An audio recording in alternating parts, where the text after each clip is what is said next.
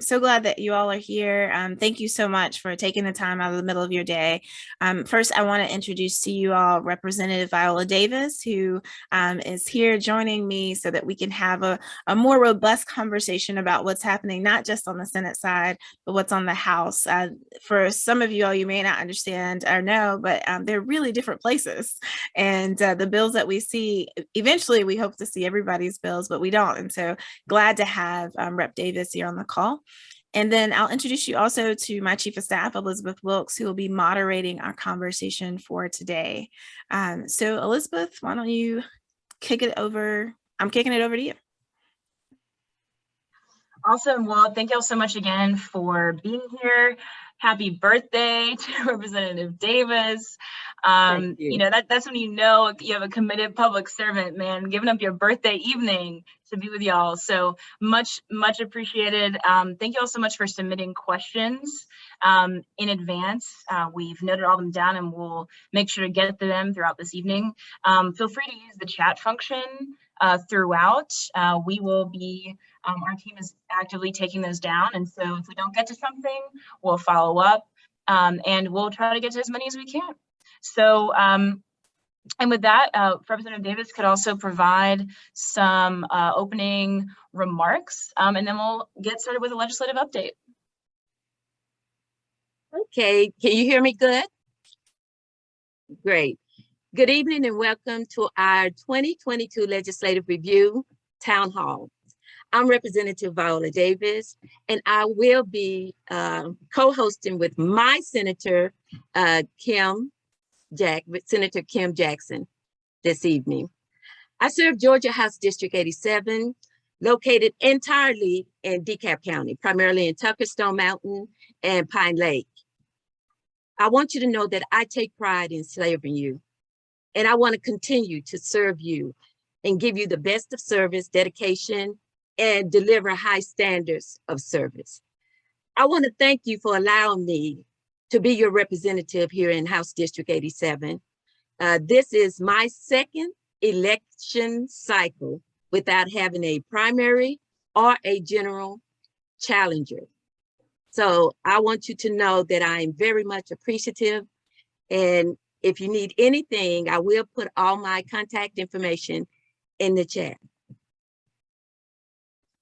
Great. Thank you so much, Rep. Davis. And I was going to say in the chat, but I'll say it here. If you have no opposition twice in a row, you must be doing a whole lot right. And so I am grateful for your example. I am Senator Kim Jackson, and I represent District 41, which includes Representative Davis's district, along with parts of all of Tucker. So it's interesting because I don't know, Rep. Davis, your old district and your new districts are all in DeKalb County. All those things are still true for both? Really, tell you the truth, all of them are still in DeKalb County, and I had to give up some of my people in some of my precincts because I had too many people in my district. So my district had to shrink as opposed to me picking up precincts. Right. So in my new district, I have all of Tucker with like very, very few exceptions. In my old district, I had most of Tucker. And I, in my old district, in which you may still be here for my old district, I had large parts of Gwinnett County, including Lilburn and Lithonia, including Lilburn and Lawrenceville. In my new district, I do not have those two cities. And so I will have just two precincts in Gwinnett County that just neighbor to DeKalb barely, and now I go deeper down into South DeKalb. So I'm not sure. I represent all those places right now. You get to have me if you are in Avondale Estates. I represent you right now, and in the next session, I won't represent you because Elena Parent will have all of you. So all of that said, welcome. I'm glad you're here. I want to just take time to do a little bit of a legislative update. I'm going to have Representative Viola Davis kick it off because, as I noted, the House is really different than the Senate. So I'm here to learn from her, and then she hopefully will learn from me, and we'll all learn from one another. Well, to kick it off, I will have to say that we had a number of bills in the House. Some were good, some were bad, and some were ugly. But to show you an example of a good bill, I think that the good bill to me was us focusing on mental health, House Bill 1013. I don't know if I've ever told anyone, but I have had to deal with the issue of having a family member suffer from mental illness and also suffer from substance abuse. I tell people that unless you go through this, you do not have a clue as to what kind of pain it may cause the family. For us to make this a priority, this election cycle, this session, to me was a blessing. That's House Bill 1013. It gives broad changes to the mental health system, with the lead sponsor being our speaker, Walston. And I'm happy to say that Representative Mary Margaret Oliver also took the lead in presenting this bill, which really passed overwhelmingly. I think we only had about 3 people to vote against the bill. And the bill forces insurers to cover mental health and substance abuse issues and treatment the same way they would any physical condition.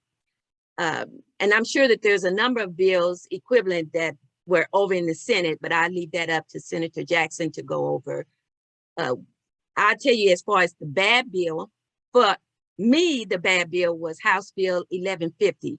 And that bill was Freedom to Farm Bill. Now, if you live in rural Georgia, Freedom to Farm Bill is a good bill. But if you're in Metro Atlanta, let me explain to you what Freedom to Farm Bill, which sounds good, is doing in my district. It chips away at the nuisance laws. So if you think about what is a nuisance, if you complained about party houses and a whole bunch of noise, that is considered a nuisance. If you have a lot of boarding houses with a bunch of people causing disturbances in your community, that is a nuisance. This bill, by chipping away at that, I tell people there's certain bills, when you combine them, can be detrimental to our single family neighborhoods. Combining this with the House Bill 1093, which is the rent to build bill, cause major problems for single family neighborhoods. It will make, okay, right now we have a slaughterhouse in a residential neighborhood that has slaughtered over 3,000 animals. And the people have been trying to shut it down for a long time. This would make that slaughterhouse legal to operate in a residential neighborhood, just to give you an example. Now, the ugly bill for me is House Bill 1464, which is the voting bill. We were basically under the understanding that we were not going to do any more voting bills, but needless to say, we're back again with doing voter suppression bills. And the last thing we need is another voter suppression bill. So I will stop there and turn it over to you, Senator Jackson. Well, thanks so much. I really appreciate you for giving that kind of highlights. I will echo everything that you said about HB 1013. We're excited to have that on the Senate side for our review. I have been co-chairing the Mental Health Policy Caucus on the Senate side it's a bipartisan effort with Senator Brian Strickland. And I will say we are eager to figure out a way to make sure that we better shore up our mental health system and provide access to folks. There's a lot of misinformation out there about that bill now, but I am really grateful for HB 1013. On the Senate side, there are a couple of wins that we had. So there was a bill that was introduced that would extend. So maybe let me give you a little background. In Georgia, we have basically what's called a voucher program, where if a child has special needs or and the parents deem that it would be more helpful for them to go to a private school, you can receive a scholarship or a voucher that essentially takes state funds that would have gone to the public school, and you can port that to a private school. Well, we had another voucher bill that came that was basically going to open it up to any child anywhere, and the voucher voucher bill was for $6,000. So the average amount of money spent in particularly rural Georgia per student in public school is closer to $5,000. But the author of the bill, he just felt like 6,000 was a nice round number. And so essentially was going to say, well, we're going to let you port $6,000, which is more than we actually spend per pupil in public school, and send that to private school dollars through a coalition of Republicans and Democrats, mainly rural Republicans, joining alongside Democrats. We were able to defeat that on crossover. And it's very rare that we can actually defeat bills that we think are really important, particularly when they get on the floor. It's kind of like the train has left the station, but we actually defeated that bill. So that was a win for us on the crossover. And I'm glad to say, Rep. Davis, that that's not coming to you.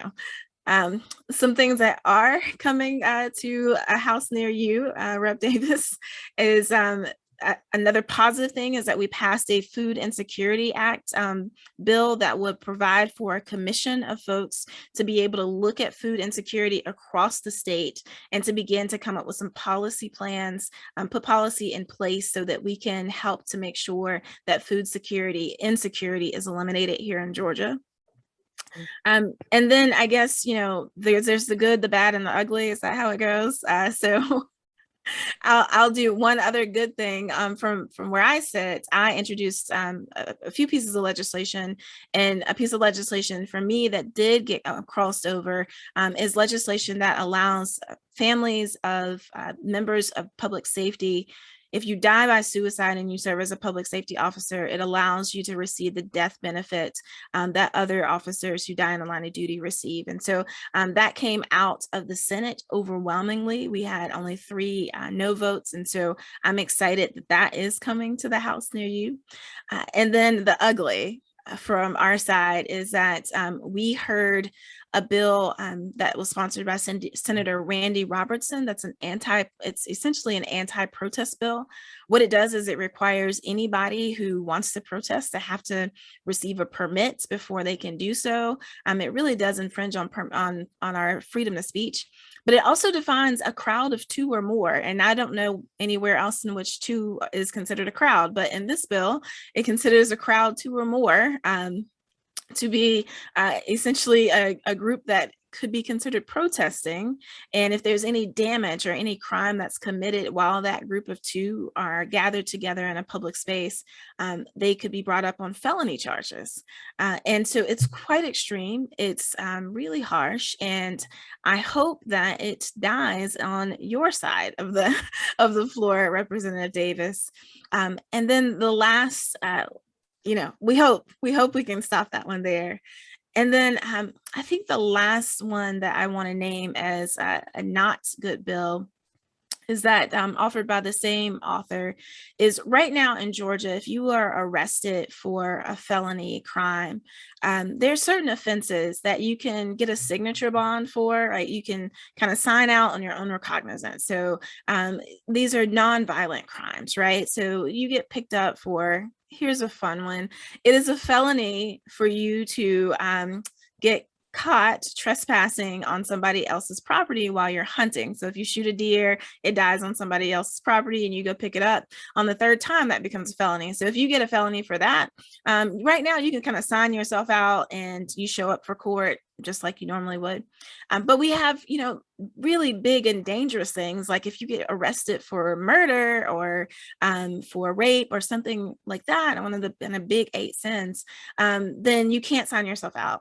And we had a bill that is coming your way, Representative Davis, that actually will change it so that any felony, no matter what it is, no matter how low level that may be, that you will not be able to get out without having to put up a cash bail. So that it's not a good bill. It's actually going to back up our courts even more than they're already backed up. And it's actually just not good policy, but that is coming towards you as well, Rep. Davis. So. And yes, Senator Robertson introduced both of those bills. He is from District 29. And I will say about that, Senator Robertson also supported my bill. And I am quite clear that it was his speech about his own colleagues who have died by suicide in law enforcement. That was what was able to get my bill across the finish line. So under the Capitol, we are together on a few things and we are not together on other things, and you just never know what the bill will be. So Elizabeth? Yes, thank y'all both so much for that overview, and wanted to highlight, just since it's also a carryover from 2021, the ugly bill, according to Rep. Davis, on voting. It still hasn't crossed finish line, for what it's worth, so we can still hold out hope that it might not make it all the way. But in the meantime, we did have some questions from folks about, regardless of whether or not this goes through, and with the omnibus bill SB 202 that passed last year, what should voters keep in mind, going into this election season? What are some, precautions or best practices? And some folks also has to be reminded about those dates for requesting returning absentee ballots and voting. And I'm going to submit some links and information in the chat. But if y'all want to take that on, I know folks would really appreciate that information. Sure. Rep. Davis, do you want to start? Well, I'll go ahead and start with House Bill 1464. I think the votes were along party lines. It was like 98 to 73. And it changes quite a few things. It makes us nervous about the fact that you're bringing in the GBI. And that can be seen as very intimidating for some people. And think about this. We are backed up with people doing certain things in the GBI, such as your rape kits and other types of items that needs to be done in the GBI, that department. And instead of putting more staff to catch up some of the backlogs in those areas, we are now adding staff to search for a problem that has not been proven. Right. And we're saying, okay, you're talking about counterfeit ballots that don't have signatures that match, and all these other claims that have not been founded. But we're putting money for in this bill, as far as House Bill 1464, to bring in the GBI. I think we can do a better job of using that department, other than having them search for something that doesn't, as far as what we have been able to expose. This is a problem that doesn't exist. They fixing it where we can't use outside money. Remember, a lot of people made donations so that we could make voting easier on the local level, especially here in DeKalb County. You had people who made donations that made it where we could have more people at the polls. We had more assistance to people to vote. They have gone on the attack for this outside money. Let me see what other, there's so many things they have on here. And we're saying that a lot of the things that is in this bill are really not needed.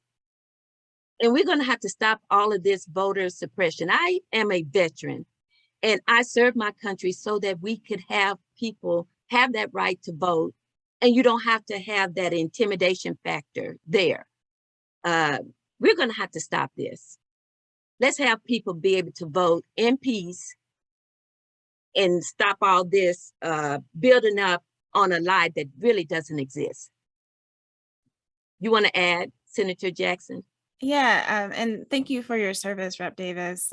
So absolutely, the bill that the House bill that's coming through is certainly not a helpful bill. And when it comes to SB 202, which I know we talked a lot about last year, we will be living into the consequences of SB 202 in full force this primary. So I think the first thing to do is to make sure that you vote in this primary. I know Rep. Davis doesn't need, she doesn't have any competition or whatever, but we still need you to go and vote, even though, I mean, please practice voting in the primary, because that's how you will know if you're going to have some problems. And I would encourage you to go ahead and submit an absentee ballot. That window has opened for you. If you submit an absentee ballot, you will automatically get, and you should, this is how we're going to test it, right? You should automatically receive your ballot in the mail when it's time. And then you should receive all the ballots for this entire cycle. The only way we can really test this to see where the kinks are because of SB 202 is if we try the system. So I want to encourage you and urge you, please, please, please make sure you vote. And I encourage you to vote early. This piece around intimidation, early voting, the dates for DeKalb County have not been posted yet where you can do in-person early voting, but we always encourage people to vote early because you never know what might happen on election day. So that's another way to kind of navigate it.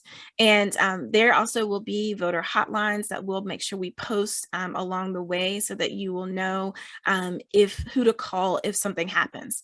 And if something happens, please know you can call Rep Davis or call my office, and we too will be on it to try to help you navigate.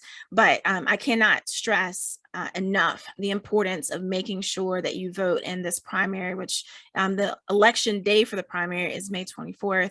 But you've got early voting because that really will be our test ground to see if your ID actually works or not, right? And to see what IDs they decide to not work. So I think that's my biggest piece of advice, is just make sure you go ahead and early vote. And another thing with that is this time with this bill, you can have anyone say that they want to inspect the ballots. And I'm like, okay, first of all, that is going to be like an unfunded mandate, because you're going to have some type of security there. And because, I mean, we are dealing with some troubled times.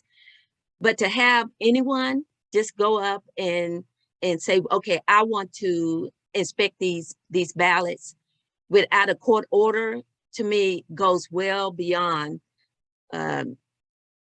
really, it's going to be trying for our Board of Elections. And we shouldn't have to put that kind of stress on our Board of Elections. So do we have any other questions? Elizabeth? Yes, of course we do. Just on one note I want to touch on briefly as it relates, y'all were discussing a little bit, how your districts have changed, but just as a refresher for folks, can the Senator Representative give an overview of where we're at with redistricting? 2020 census happened, it was delayed. Just kind of give us an overview of where we're at with all of the maps and lines. Yeah, so we can start with the kind of congressional maps. The congressional maps were drawn. They've been challenged in court. What the courts have determined is that for right now, we will go with them. But that doesn't mean there's not a problem with them. It just means that the time between when the governor strategically did not sign those maps into law until the very last minute possible to shorten the window for a lawsuit. And so the maps will continue to be contested, but we will be voting using the congressional maps that came out of the redistricting section in November. That's also true for our state districts as well. So Rep Davis and I will be running on the maps that were determined and drawn during the November special session. But again, those will still be challenged. So you might be voting, you might be in my district today, but you might not be in my district next year. It just depends on what the courts decide. And then more specifically, we've also been dealing with local redistricting. And so do you want to, Rep Davis, do you want to talk about DeKalb and our local maps? Well, as far as the local maps, when it comes to the Board of Commissioners, that was very controversial. There was a map presented to get rid of the super districts. And I'm telling you, I was inundated with emails, calls, with people upset about this moving forward. So one of the people I have to give thanks to that's Dr. Ed Williams, who made me aware that there's a need, or they would have to do a local referendum if we get rid of the super districts. So to verify that, I went to Legislative Council and asked them, would we have to do a referendum? And they said yes. And I asked them then, would they write a letter explaining that and under what circumstances, so that I could publish that for people to read for themselves, which they did. And I think that that helped eliminate some of the frustration a number of the people have. And with that, we decided to vote for the map that kept the super districts. And when it came to the Board of Education, they sent us I think it was a resolution saying which map they preferred. And it was very little changes with the Board of Education map. So in the end, we ended up, I think, giving the people what they wanted. But I take questions if anybody feels otherwise. Yeah, and I'll just echo that, or say that this is a good segue to talk about the fact that there will be a commission, a charter review that will begin. We had the information in the chat earlier. I think the first meeting is in is March the 30th. Yeah, it's Wednesday, March the 30th. That charter review commission will review things like, do we still need super districts? That's where that kind of thing will be addressed. And so I encourage you all, if you're on this call, then that means you actually care about government. And so if you live in DeKalb or are interested in DeKalb, I encourage you to check out that meeting on Wednesday, March 30th, which will be the first meeting of the Charter Review Commission, so that we can examine what exactly do we need. And so, but props to Rep. Davis for going to the attorneys to get us that information. It was really crucial in our work. The other thing to know is that our school board districts, the lines did not shift very much, but even if they had, it's important to know that that doesn't change anything about school zones. So the school zones don't shift with that. It only changes who might be your rep on the school board. So I know there was a lot of confusion about that before, and just want to make sure we clear that up. Elizabeth? Yes, thank you. And as another segue, speaking of education, that's also been such a hot topic, if you will. This session is really what I would call attacks on our teachers and educators, right? But we did have a question specifically requesting information on those bills prohibiting the teaching of accurate history on race. And I'll place in the chat those bill numbers in case anyone is curious. But if y'all would take that, please share with folks what's going on there. Well, I would start off with House Bill, what's that, 1084. I'm disturbed by this. This attack on our teachers has to stop. In Georgia, it is mandated by law already that you have to teach American history and Georgia history in order to graduate from school. And my question is, how can you teach American history without teaching the history of people of color and then they say you can't teach it in such a way that it's going to hurt people's feelings, basically. Right. I think that this goes too far. You do not hold us as elected officials to that level of accountability.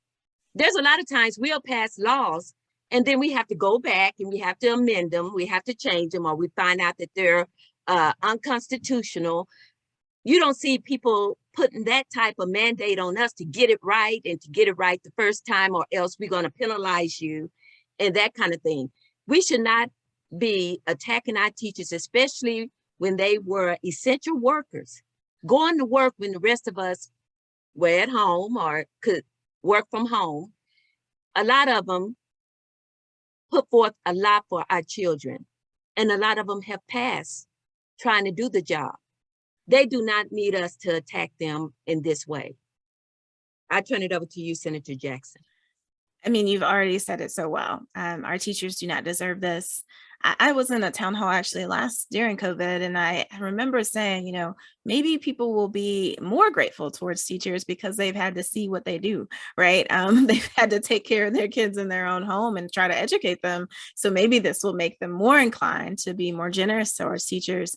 And sadly, we've seen legislation that has proven to be just the opposite. And so we do have both. So we have our own version of that in the Senate that's coming to you all. It's called the Divisive Concepts Bill.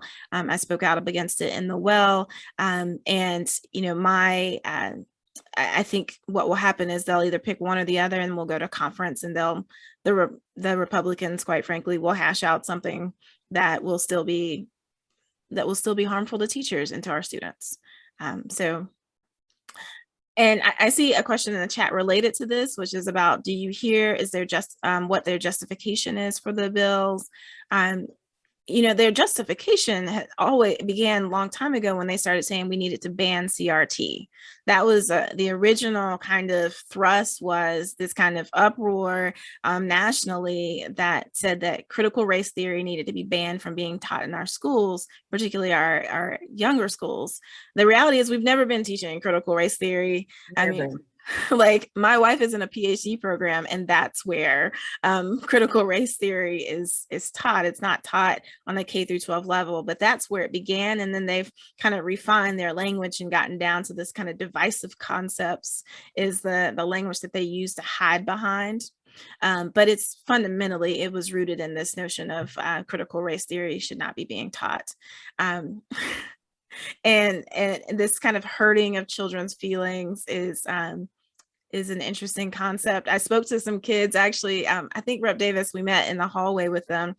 Some kids from Clarkston High School came by to visit me for 4-H Day, and they were talking about this bill, and they were just like, hurting people's feelings. Since when did you make a law that say you couldn't hurt people's feelings? Like, these kids, you know, in high school, they saw the absurdity of it in it. And I was just like, I hope that you all, I wish that our legislators who are on a different side of this issue would listen to you all, because you have so much wisdom at only 16 years old that legislators who are of a different age seem to not be able to tap into. So I said, out of the mouth of babes. I mean, some of them articulated this message so beautifully. I mean, sometimes you have to listen to children to get the gist of just how crazy this is.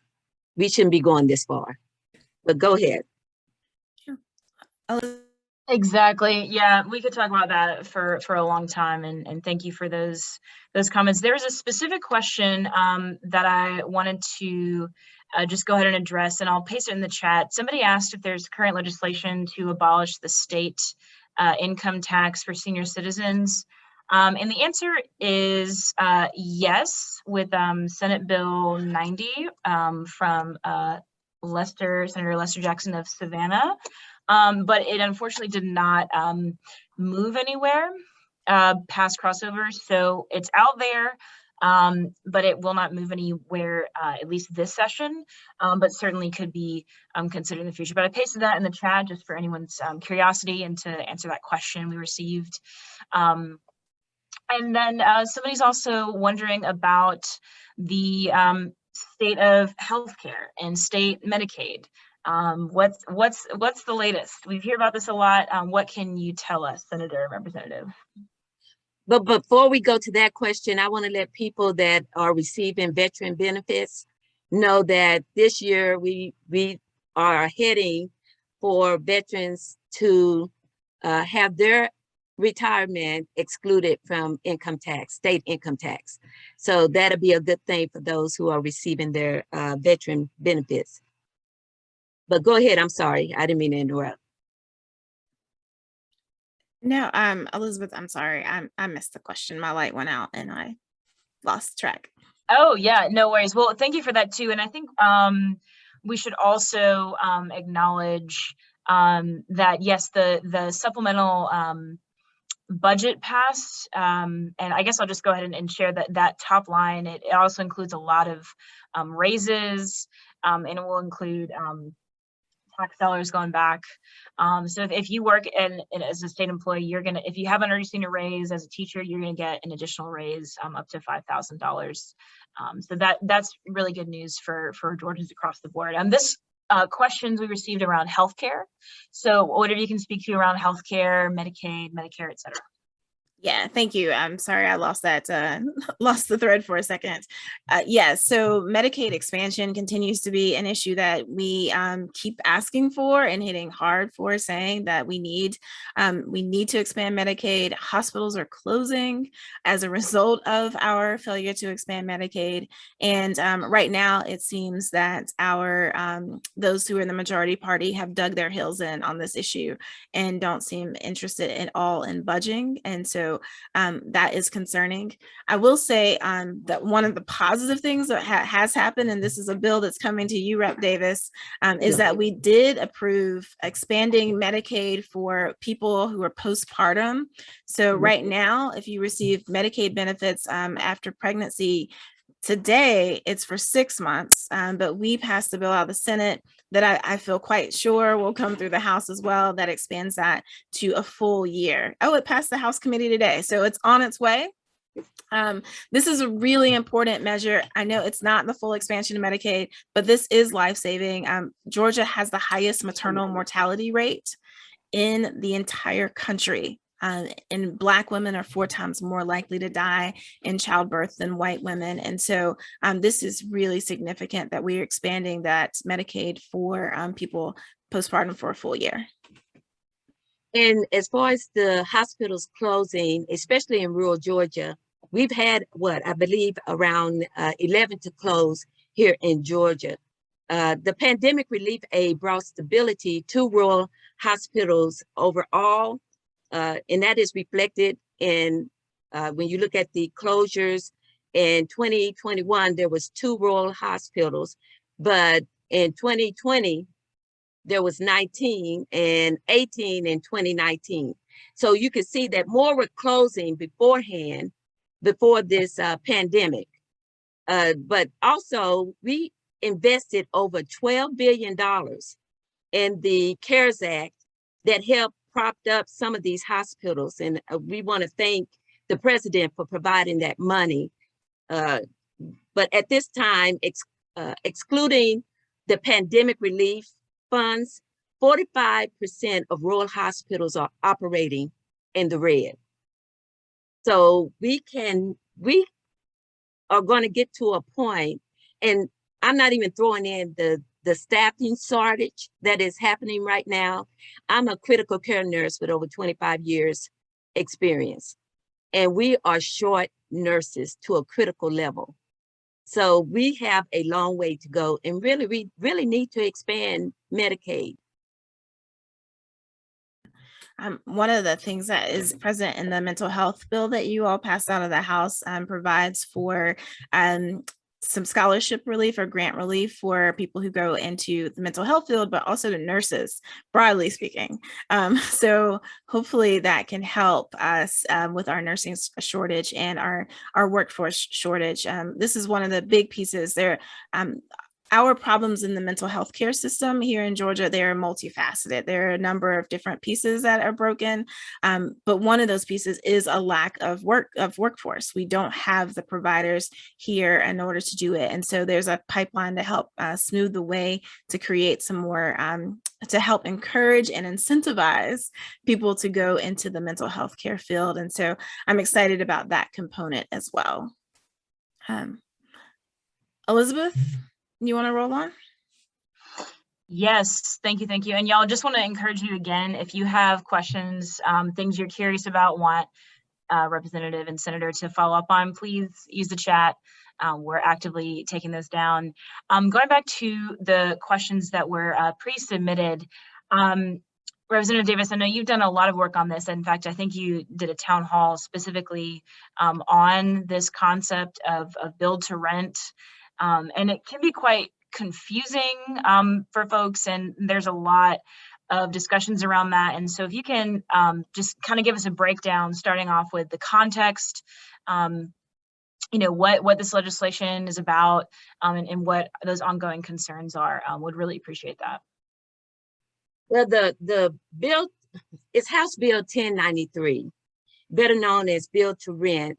And I put the two together. I put 1093 with House Bill 1150, which was the Freedom to Farm Act.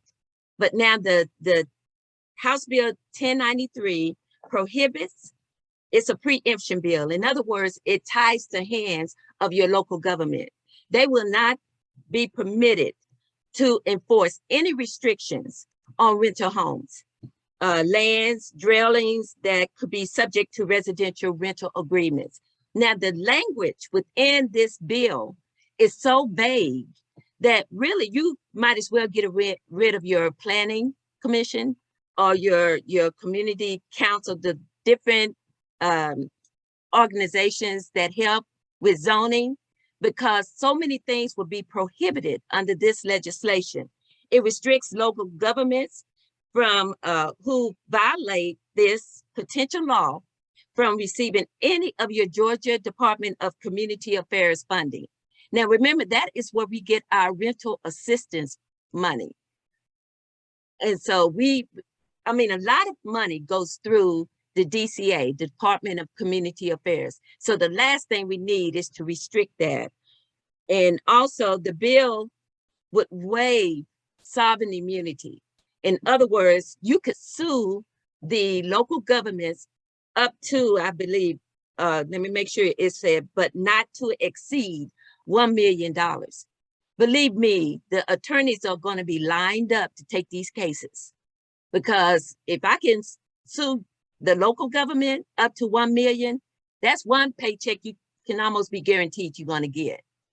So I think we did town halls on your, short-term rentals, pad splits, your boarding houses, a number of illegal personal care homes. Under this bill, build to rent, a lot of those would be legal. You could not regulate them. And I hate to tell you that. So we're trying our best to get the author of these bills to change them and to make some alterations, because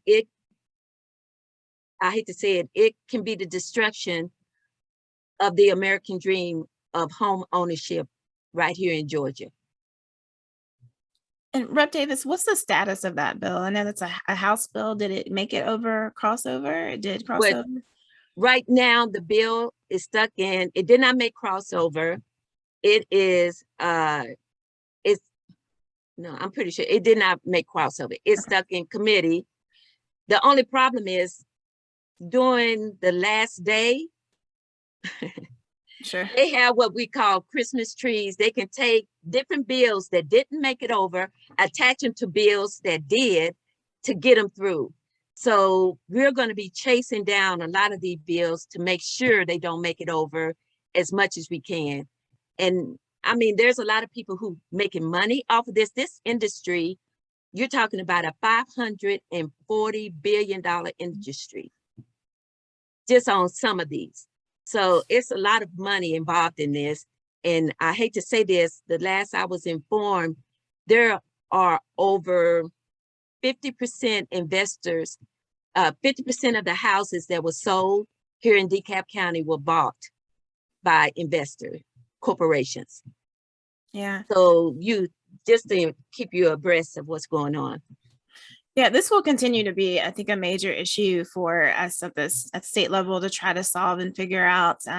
For those of you who've kind of follow closely on Stone Mountain News, we have a new movie studio that will be breaking ground actually on Thursday.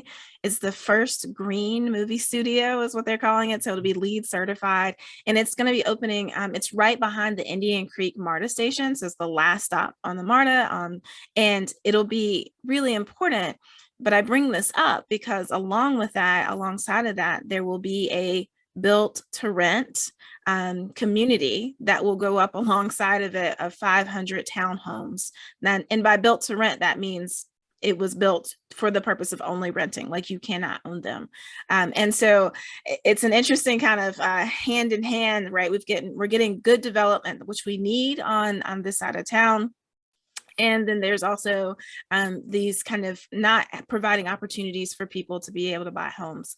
Part of the reason why this is complicated and and important for us to work through and solve is because we do have people who need homes, right? And one of the issues that I work with people who are experiencing homelessness, one of the issues that they encounter is that there's not a home available for them to rent. However, so that's the argument that the people who do the rent to build will make, is like, you need more rentals, you need more rentals. The other problem, though, however, is that when a person is ready to buy a home, there's no home for them to buy on kind of a middle working class level, because all of those homes have been turned into rentals. And when all of the homes are rentals, those investors have, they kind of have a stranglehold, and they can raise that rent up higher and higher and higher because your choices are so incredibly limited. So this is work that we will continue to look at legislation and policy in order to be able to take some control around this. And I also just want to encourage folks, Representative Davis is right. We're seeing 50 to 60% of our homes in DeKalb County being sold to investors. And I want to encourage folks to start thinking about when you get those phone calls and those text messages, because I know we all get them, to start asking some questions. I understand that there are reasons why people need to sell their homes. That's a reality. You might need to downsize. You might need to move a family. Like, there are reasons to sell your home. But I want to encourage people, if you are getting kind of tugged on by an investor, to consider selling your home instead to a direct owner instead of a large investor. I think that's one of our fastest, easiest ways to combat this kind of preying on us with investors, is to say, no, I'm going to hold out and I'm going to sell my home to actual people, and to people who aren't just invested in turning these into rentals. And so some of this is some home buyer education that we need to be doing amongst ourselves and among those who already own their homes in DeKalb. And I want to explain to people, I see a statement that's saying creating a new city would give an opportunity to regulate these investors. The reason we call them preemption bills is because whether you are a city or you're a county commission, you will not be able to regulate anything if we set the law on the state level. That's why they call them preemption bills. We tie the hands of the local governments, be it city or county commission. So we need to educate everybody and let them know, no, that won't enable you to regulate these people if you pass that law on the state level. And we've seen, I don't know about you, about Representative Davis, but on the Senate side, we've seen a number of preemption bills that have come forward. Yes. And somebody from the majority party said to me off the record, we're all for home rule when we rule it. Yes. Right.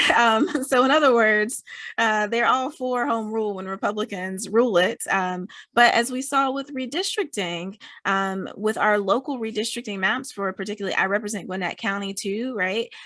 They preempted local delegation in order to pass Gwinnett County maps that are gerrymandered, that are fundamentally gerrymandered, and I think probably won't stand up to the courts. But because the Gwinnett delegation is majority Democratic, they only have one Republican senator on that.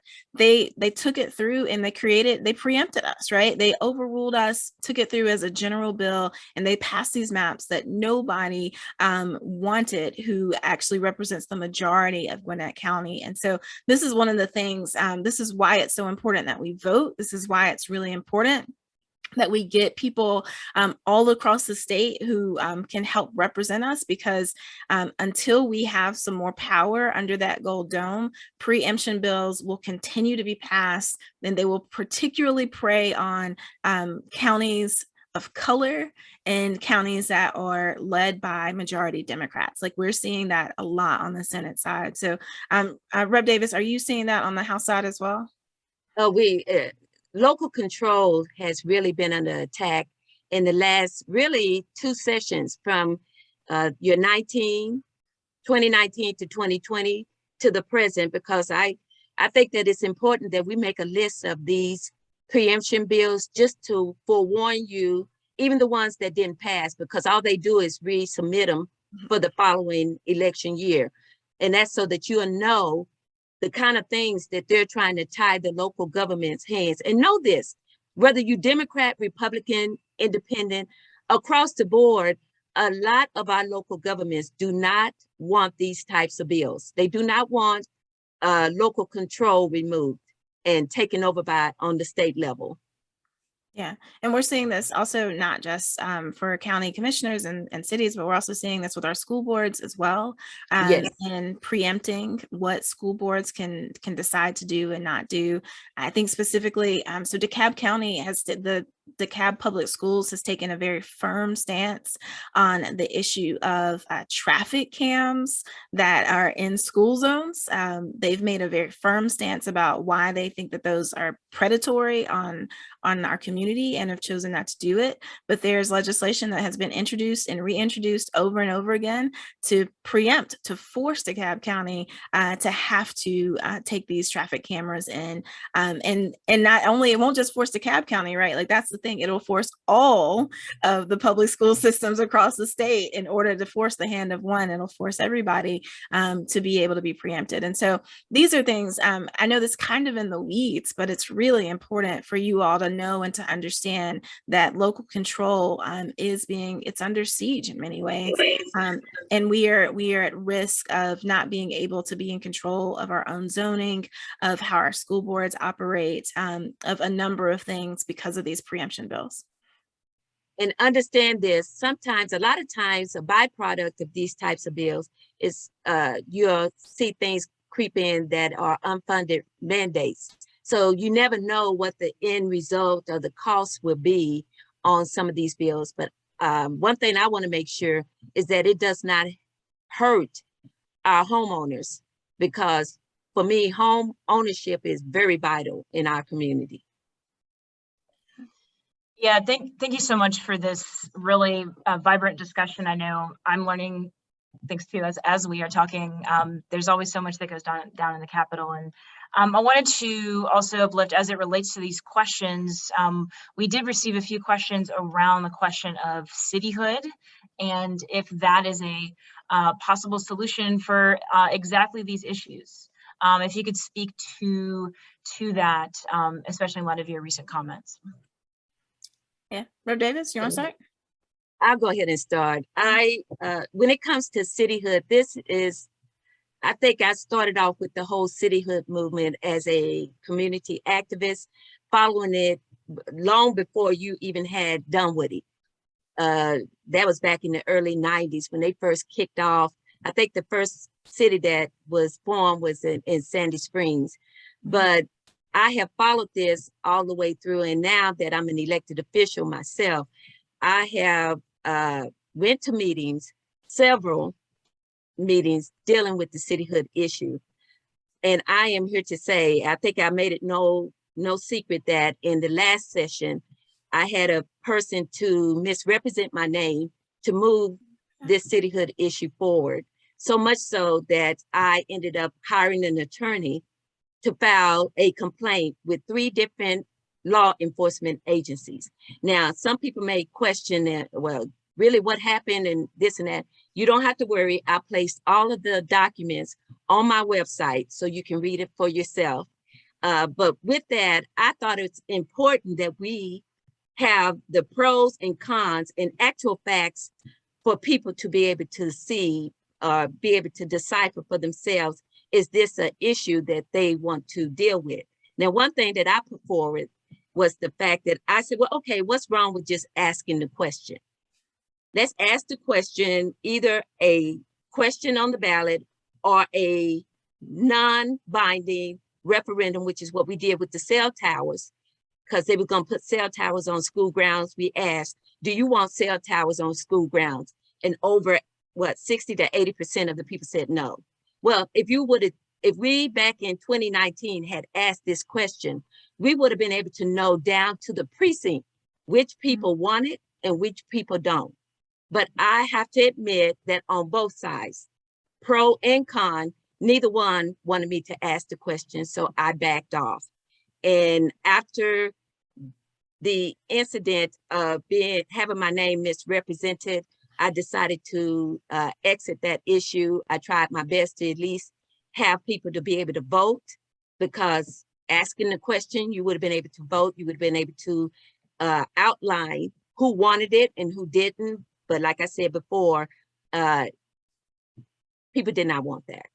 Mm-hmm. And most of the people in my district really don't. I'm contacted like 2, 3 to 1 of people not wanting to be in the city, or they just want to basically be left alone. And Rep. Davis, just to be clear, you were proposing a non-binding referendum. Is that correct? Well, I did a non-binding to duplicate what we did with the cell tower. Mm-hmm. But when people said they didn't want that, I said, okay, fine. Why don't we just put the question?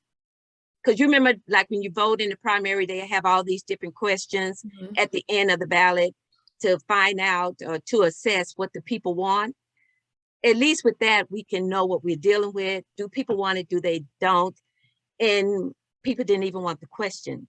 So it's like a damned if you do, damned if you don't situation. Yeah, that sounds about accurate on my side as well. I mean, here's the facts. On the Senate side, you have to have 4 signatures in order to pass local legislation in DeKalb County.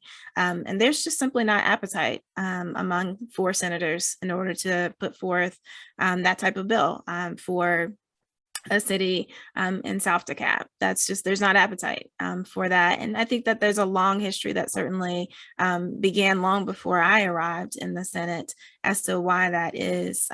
But that's kind of the status. There's not the appetite for that bill to happen. So I want to go back. Somebody asked the question, and I think that Elizabeth somewhat addressed it, about why did Rep. Billy Mitchell co-sponsor HB 1093, which is the pre-emption bill. And I won't speak for him. I will say that when that bill was first introduced to me, the way that it was introduced was very misleading. Yeah. And it was framed as almost a racial justice issue, in that by not allowing for people to be able to designate their homes as rental properties, that you were essentially redlining. It was framed in a way that I'm sure certainly was misleading for me, and I suspect was misleading for Billy Mitchell as well. Rep. Davis, you want to say? Well, I can tell people, if you go on the site, I recorded that particular town hall, and you can hear from him personally his thoughts on that very issue.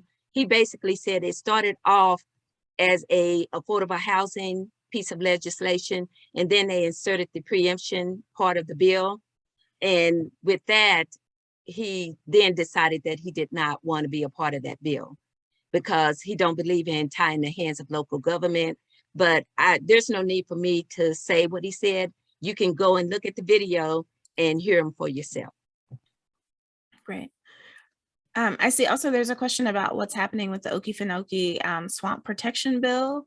I think, is that on the House side, Rep. Davis? I will have to go back and double check. I'm not sure if we passed that or not. I'm talking about as far as crossover. Mm-hmm. But I need people to understand, even if a bill does not cross over, it doesn't necessarily mean it's totally dead. I have seen a number of bills come back to life on the last day. And it's hard chasing those bills down, especially when they're the bills that you're trying to stop. Yeah, it's not dead until that gavel drops and the confetti goes up in the air. Yes. That is only the moment when you know for sure that we've eked by. So, but the current status is that it did not move out of committee. So I know that there are lots for the Okefenokee swamp in terms of protecting it. There are a lot of different angles and avenues that people are taking that don't require legislation. And so I hope that people will also take heart in that there's some legal ramifications for it in terms of going through courts, the EPA. There are lots of different angles that people are taking to try to make sure that we protect the Okefenokee swamp. Elizabeth?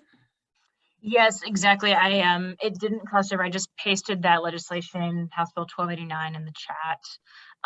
But I also know that you can take heart also in our U.S. senators, Senator John Ossoff and Senator Raphael Warnock.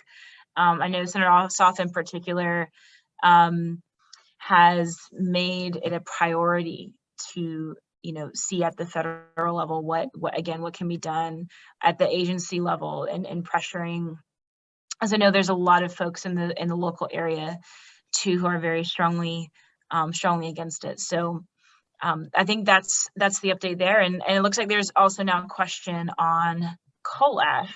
Senator? I'm trying to pull that bill. Yes, the coal ash, there has not been any action on coal ash yet either. We heard a bill last year, which is still a part of the same session, that would have required mandatory testing. So still not, I think many of us who are involved in the coal ash movement want to see these ponds lined. We also don't want that money passed, that cost of that passed back to the consumer. We believe that that should be the responsibility of Georgia Power, the coal ash makers. But the bill that we did see required just kind of mandatory regular testing of groundwater and wells. And because it was just poorly written legislation, even that died.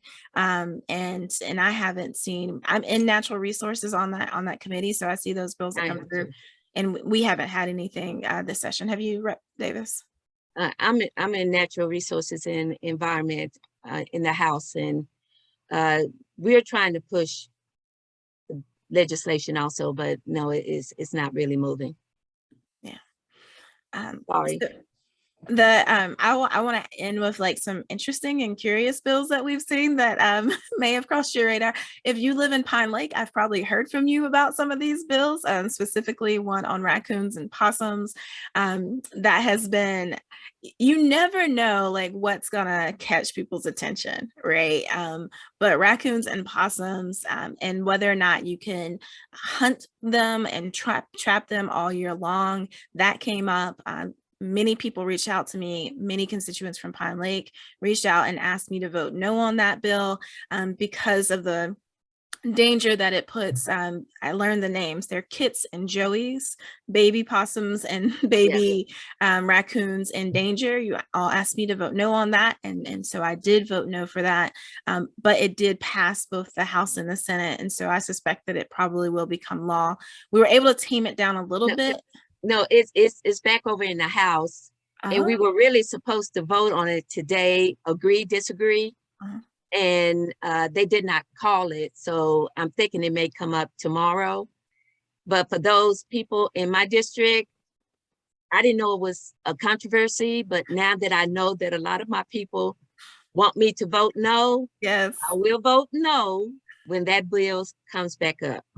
So I apologize. I didn't know that y'all did not want that deal, but I know now. So yes, and thank you all for reaching out. It's really helpful, and it's a guiding light, right? If we don't know, like Rep Davis didn't know, then we don't necessarily represent you as best possible. So we really appreciate you for reaching out to my office about that bill. The other bill that we are hearing on the Senate side that's already come through the House, that's been of great interest to many people, has been a bill about raw milk, unpasteurized milk, and whether or not we can make that legal here in Georgia.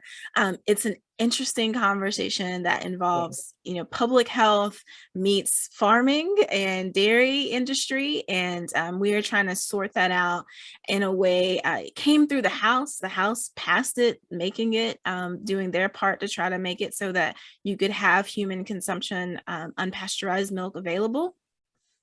I think in the Senate, I think we're probably going to make a few modifications and at least put a warning label on it. Because if you don't know, I'm sure there are many people on this call who probably grew up drinking unpasteurized milk.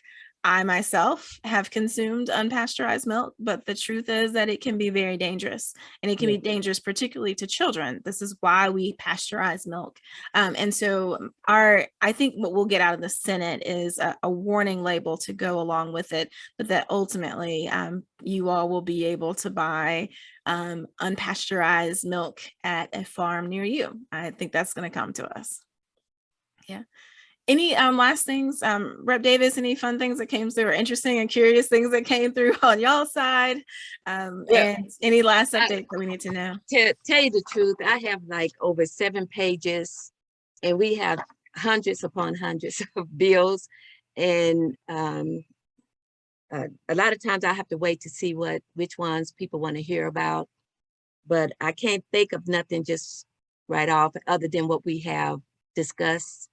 A lot of the bills that I try to keep track of is ones that are actually affecting my community. So yeah, I can't think of nothing just right off that you haven't already brought up. Great. And Elizabeth, did we have any other questions we haven't addressed? I am checking back now, but I just wanted to say I made a last call in the chat. If anybody else, we've got 5 minutes left. I know some folks have messaged saying they've got to drop off. It's a great point. Not a good idea, especially without the safety net of Medicaid, and yeah, particularly for kids. It's a real concern. I was going to say the issue of public safety has come up in a general way. I don't know if there are any updates that Senator Representative has when it comes to thinking about safety in our communities. I don't think any of the gun bills have crossed all the way yet, but that's always a topic of real concern in our communities. Yeah, so both the House and the Senate. I want to think that I do believe the gun legislation did pass the House. Right. And yes, right. And we have the House. And we have a Senate version that has passed the Senate, but neither of them have passed both houses yet. Not yet. Yeah. But I think yet is the operative word here, that the majority party and the governor have already made it clear that there will be permanentless carry that will come to Georgia. And so we will continue to fight when it comes to the floor on the Senate side and the House side. We will speak up and we will vote no because we want to be safe. We want our neighbors to be safe. I said I have to have an ID to vote. But I don't have to have a permit to carry a gun. And I want people to know that I am a veteran. I have my concealed carry license. I'm a firm believer in the Second Amendment, don't get me wrong. But when it comes to like mental illness, there are some people in my own family that I would not give a weapon to. I just would not. So here it is. Mental illness is a priority, and at the same time, we're getting rid of all the legislation, the concealed carry, where people want to be able to do machine guns and all that. A lot of people don't even know. See, as a veteran, we're taught, if you're trying to get away from a bullet, do you hide behind a tree or sand or what? They teach you how to be safe on a lot of these, how to break down a weapon, how to put it together. A lot of that type of training of gun safety is not taught. Right. And with children playing them video games, I have to tell the ones in my family, killing somebody or taking care of someone that's been shot up with a weapon is not a video game. And as a nurse that has taken care of people who have been shot, we have to take this a little more serious than what we are. But unfortunately, these are political times and people are wanting to feed their base that which will motivate them to get out and vote. Yeah. Our time is getting very close to the end. And so I want to begin, first of all, thank you, Rep Davis, for joining me. Again, thank you for all of the ways that you've helped me. I feel like my introduction into the General Assembly was paved and made a lot more smoothly because of the conversations, the encouragement, all the advice that you gave me. So I want to publicly, once again, thank you for that. Thank you for your work on the House side. You gave one great speech standing up to that it's misnamed Freedom to Farm bill. And so thank you for representing us on the House side. And I am grateful for the opportunity to represent on the Senate side. one shameless plug for myself. If you want to hear a little bit more of the inside scoop about what's happening, I encourage you to check out my podcast, God, Goats, and Government. It's dropped every Wednesday, where I talk a bit about God, a bit about goats, and a whole lot about government. So it's a fun little easy listen. It's less than 30 minutes usually, but would love for you to check out the podcast if you want to hear a little bit more about what's happening on the background. Rep Davis, you want to say farewell? And I want to let people know that when we received the CEO Board of Commissioners legislative agenda, we were able to go back and match up the different bills from the House and Senate side to show that we addressed every one of their 2021 legislative agenda concerns. And we're going to find a way to put that online so that you can see for yourselves what was done. So this is to show that we are able to work unified to address the needs of our community. Well, thanks everybody. We hope you have a great night. We really appreciate you all.